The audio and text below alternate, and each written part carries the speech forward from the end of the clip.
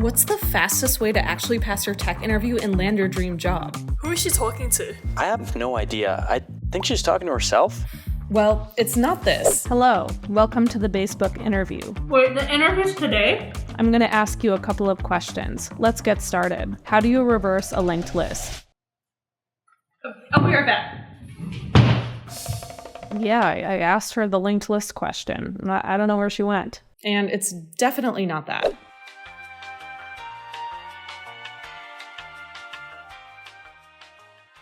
You have to adopt a certain strategy and prioritize your time if you want to ace both the behavioral and the technical interviews. But believe it or not, preparation is so much more than just learning data structures and algorithms. It's setting expectations for yourself and learning how to problem solve in a difficult, high-pressured situation. The first thing you're going to want to do is learn one language really well on a Google Doc or a Word document. What do I mean by this? A lot of times, you're not allowed to use an in-browser IDE or a code compiler in your interviews. You're probably used to coding in an environment where your code gets auto-corrected and completed for you. Don't fall into the trap of practicing in a safe environment. When I used to run cross-country, we would actually over-prepare by having more difficult trainings so that the actual races would feel comparatively easy. So it really helps to train yourself in a tougher environment. Pick a LeetCode problem, use a Google Doc to start coding, give yourself 20 minutes to actually solve the problem, and then copy and paste your code into a compiler afterwards to see what mistakes you made with the syntax. That way, you can start to find patterns of where you're making mistakes before you actually start the interview process. This starts to prepare you for circumstances where you are given a compiler in interviews as well. Think about it. How great would it look if you ran your code once and it didn't have any compilation errors? That's obviously never going to happen in real life, but if it does in an interview, it just gives you more time to focus on solving the problem rather than making sure the code actually runs. You also want to make sure that you have a deep understanding of software engineering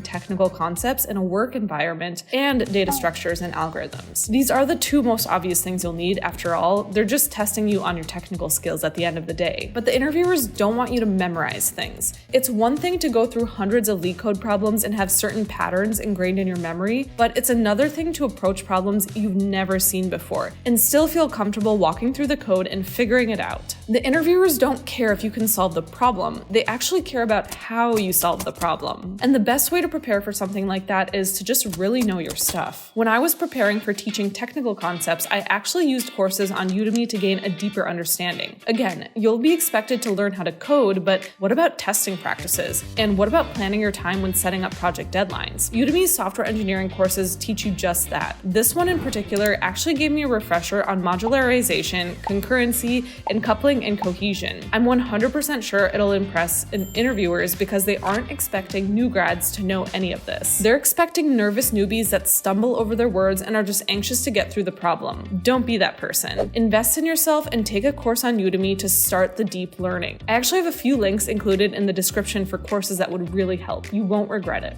As for the DSA part, LeetCode is old news. The problem most people make is trying to solve 1,000+ LeetCode problems. This just encourages people to memorize patterns rather than build their problem-solving skills. Focus on DSA topics and the difficulty of problems, and make it a point to do about 200 to 250 questions. You want to give yourself the skills that can apply to pretty much any problem, even problems you've never seen before, rather than hoping that you just see repeat problems in the interview. Be confident with solving problems that you've never done. Don't freeze up in an interview if you don't know the exact answer. That's actually the point of the whole interview. The assessment only really goes well if they can see you solving the problem in real time rather than regurgitating a memorized solution. And LeetCode actually has a platform just for that. They've consolidated question lists to help you start studying those DSA problems and keep track of your progress. The Blind 150 is actually really helpful in figuring out which problems you may have blind spots on. I've included a link to this below as well. Okay, so the next tip is to get used to collaborating. A lot of people forget that not only do you have to have your technical concepts down, but you actually need to actively communicate with another human during the interview. It's never going to feel natural to have someone watch you code, so you're going to want to prep for this one ahead ahead of time. I've seen so many bright students completely bomb these interviews because their anxiety gets the best of them. In fact, I actually used to be that person as well. During the interview, you're going to be given a coding question. Let's say you're given the following. Given a string, find the longest substring without repeating characters. The easiest thing is to just get started, right? You can probably assume that you'll need a data structure of some type to store substrings or repeating characters, maybe a loop to actually iterate through each value, but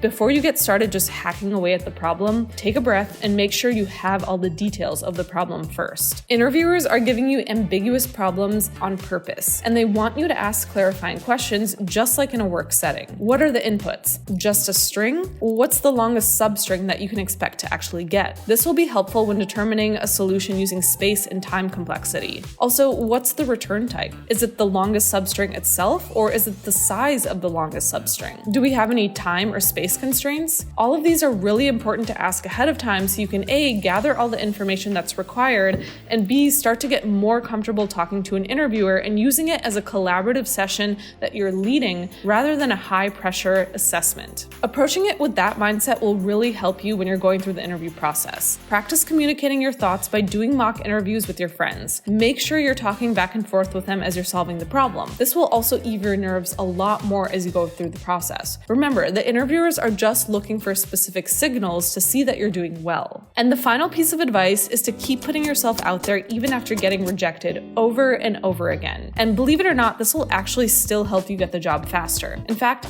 you should be taking notes and reflecting on what you think you did well or what you could improve on after each interview. Then use those notes to your advantage and start tweaking your interviewing habits so that you can prep for the next one. We're just coming down from layoffs, so the market for software engineers has slowed down a bit. It'll pick back up again, but for now you may experience more rejection than usual. Don't take it personally. When I was interviewing at a bunch of big tech companies, I was interviewing during a time where people were getting hired fast. And yet I still had to put in more effort into breaking into the industry. And it's totally fine. As soon as I switched my mindset to this is a fun challenge versus this just isn't meant to be for me, that's when I started getting results. And you will too. So don't give up, and remember to take all these habits and run with them. I'm sure you'll end up getting a job very soon.